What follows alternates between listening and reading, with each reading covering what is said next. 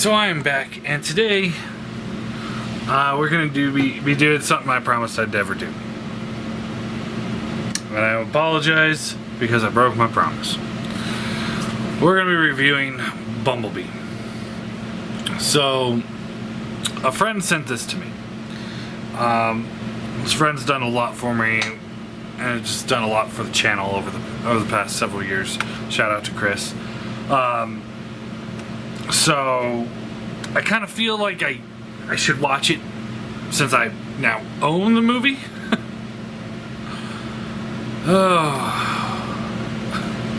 So yeah, I wanted to I wanted to just do this kind of like intro to this review while I still have energy, because I haven't watched it yet. I'm about to put it in. So I'll let you know my thoughts once it's done, or perhaps throughout the movie I'll pause it and be like, oh my god. Depends on if it's as bad as the last night. So yeah, we'll review this and see, or I'll watch it and see how it feels, but I'm not optimistic at all. I did not want to see this movie. I won't lie. Didn't want to see it.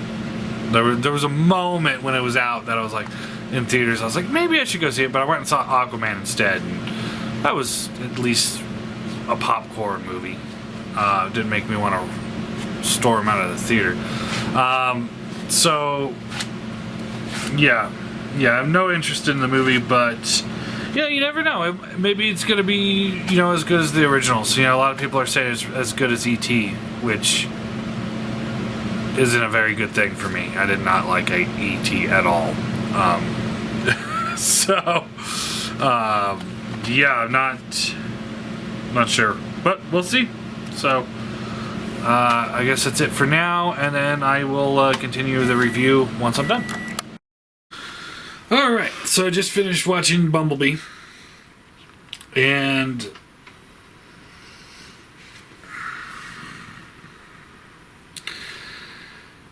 was it good? No. Was it bad? Nah, I wouldn't say it's bad. It wasn't all that enjoyable for me. I'm burned out on the franchise, I think, and I'm just done with it. I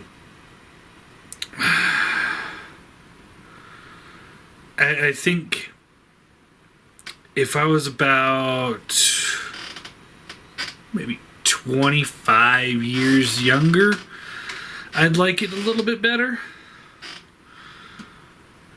But overall, no, I don't like it. No. So I'm gonna talk about the movie. If you haven't seen it, and you want to see it, and you don't want spoilers, I'd say don't watch any further. If you've seen it, or you don't care about spoilers, then continue watching, because I'm going to spoil probably some of it. Not all of it, because there's really not a lot to talk about, because it wasn't a very content-heavy movie. It mirrors a lot of what happens in Age of Extinction. The inventor guy finds a derelict transformer that has been abandoned.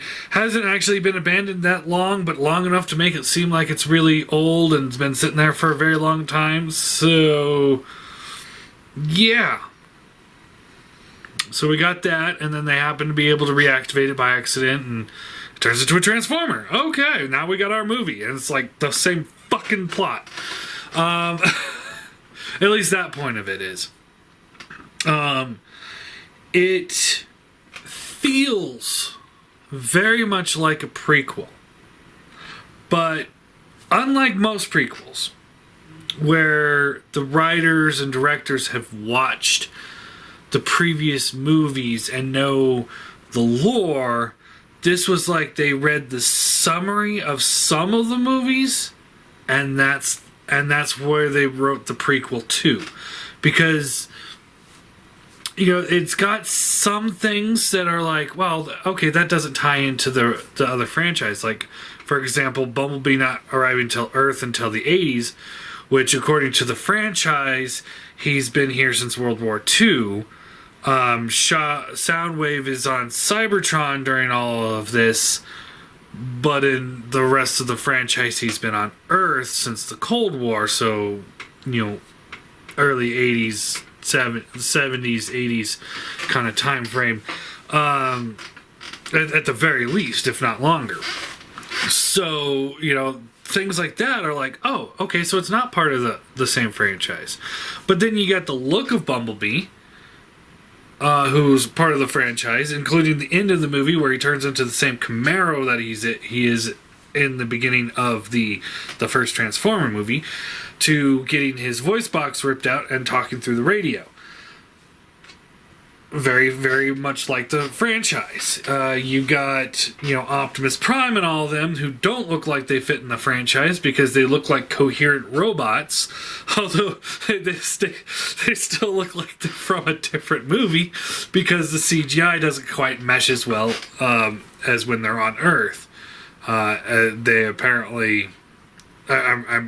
I know they must have just shoehorned in that sequence, like after the fact.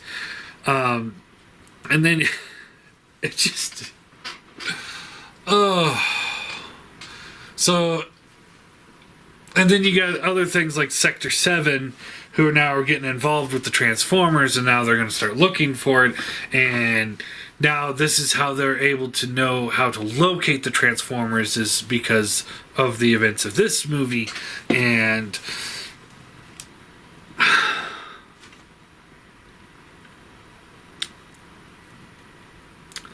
it's like it's a new franchise, but in the same universe.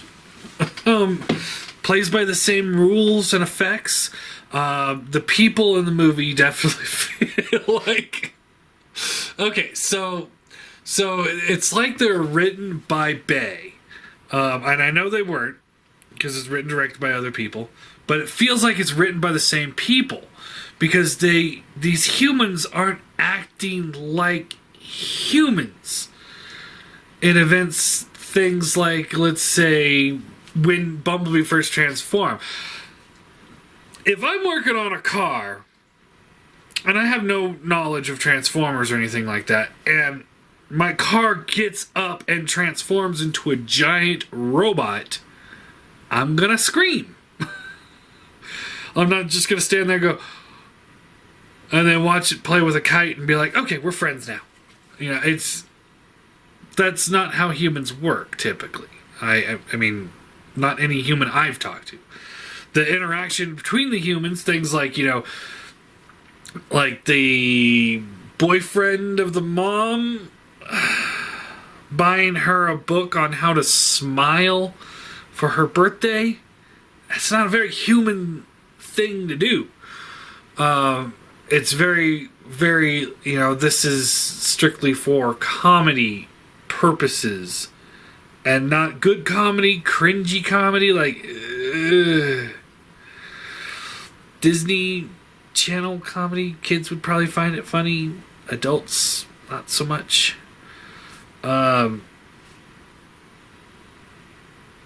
It's just so near the end of the movie, there's the chase sequence where the girls in Bumblebee, they're driving away from Sector 7. Sector 7's right on their heels, and then the mom, boyfriend, and the son cut across them in front of Sector 7. And it's like, that, again, is not how humans work. I really don't think something like that would happen. And then the big car wreck that happens there where the station wagon is in between all of these cars that are wrecking, but nobody hits them, including the car that flips over them. It's like, that's not how physics work. But okay.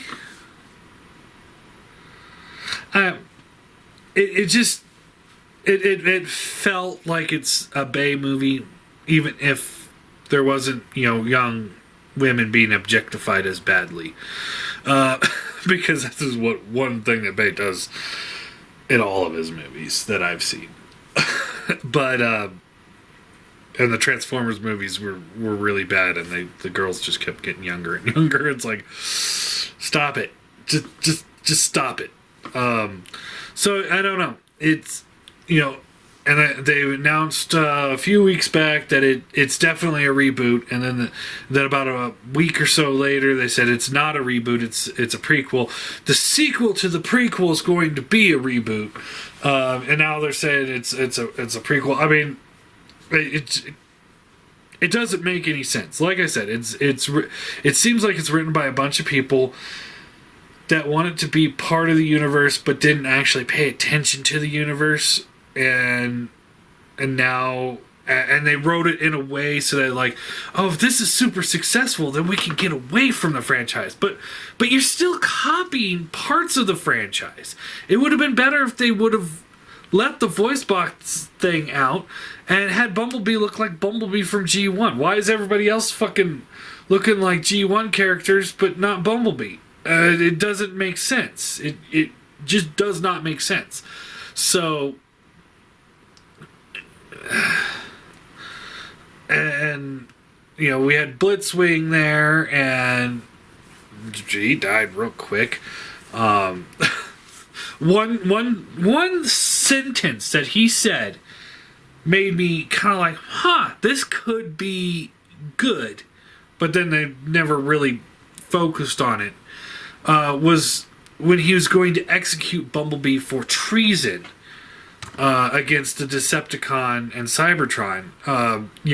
Meaning that Cybertron is Decepticons and the Autobots are the terrorists. And it's like, if they made a movie that was focusing on those kind of politics, like who really is the good guys and who really is the bad guys, and in this kind of universe, that's where you get those shades of gray on who's actually good or bad, or have we been fighting for so long we don't know what started the war. Now it's just we gotta finish it. Those would be the kind of things that would make a very interesting, mature movie.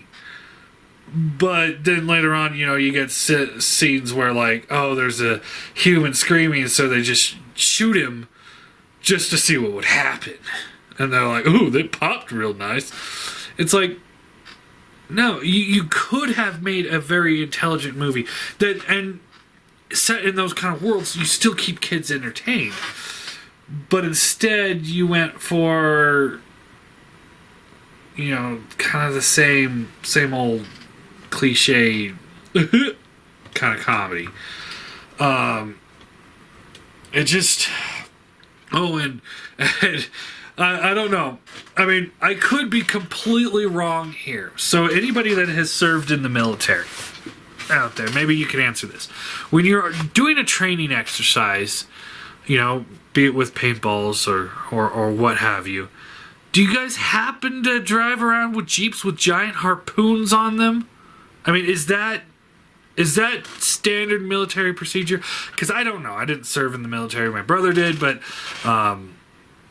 he said that they don't. But who knows? Maybe it's a West Coast thing, or I don't know. So anybody out there in the military, do you guys, when you do your training exercise, do you have giant harpoons on the top of your Jeeps? Just let me know in the comments below. Because I'm legitimately curious on if that's something that's a standard operating weapon. Just standard equipment on a military training Jeep. God. Oh. So, in closing, because I don't want to just sit here and rant. Maybe again, it's like the last night. It was like every possible scene in that movie was absolute garbage. And I could rant about that for longer than the movie. Same with Age of Extinction.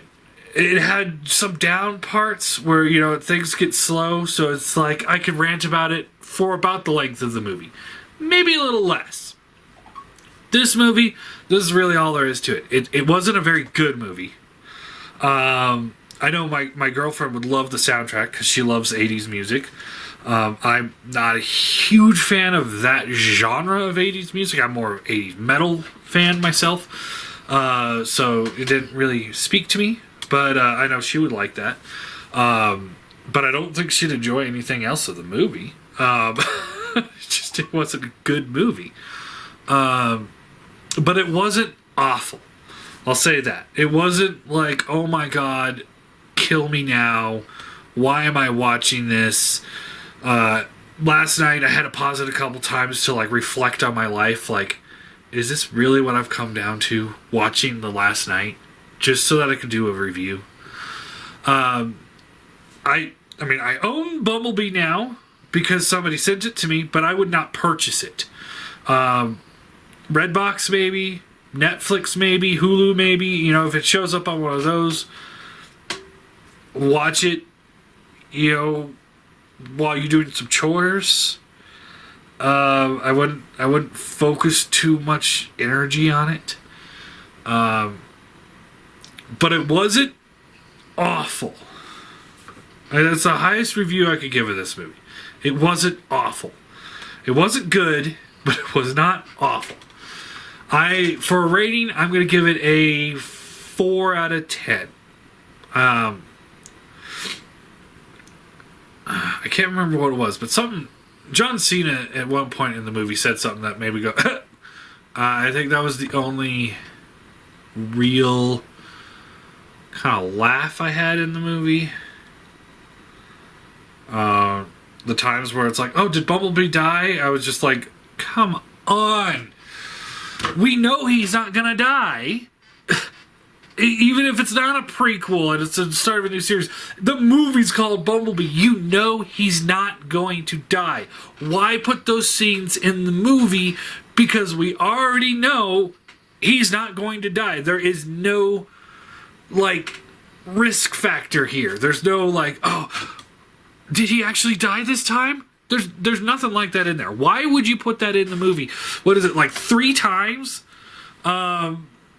Like there's one at the beginning after Blitzwing attacked him. Then there's one near the end when the Decepticons attacked him and they had to use the electric guns that hurt him before to bring him back. And then at the end when he blew up the dam and you thought he bound to drown. It's like, you know he's not going to die. Especially not the first one. It's like, we're so early in the movie. And the second time, it's like, seriously, we're not near the end of the movie. We still got like 20 minutes to go. He's not going to die. Why put those in the movie? I understand that, you know, sometimes it like gives you that like thrill, like, oh, are they gonna kill him? Or, oh, how's he gonna get out of this? But at this point, it's happened so much in movies lately that it's no longer. It just needs to be taken out. It's just not important. You know, I mean, I know they got to have some challenges, but that was just, like I said, that's just a little much. But so yeah, overall, not a great movie, not a good movie, not an awful movie. 4 out of 10. Watch it with your kids; they'll like it. I don't. So I'm gonna go and put in some. I'm gonna put in Star Trek: Undiscovered Country to wash this Bumblebee taste out of my mouth. You know, watch some good sci-fi. Get rid of this whatever the hell Bumblebee is.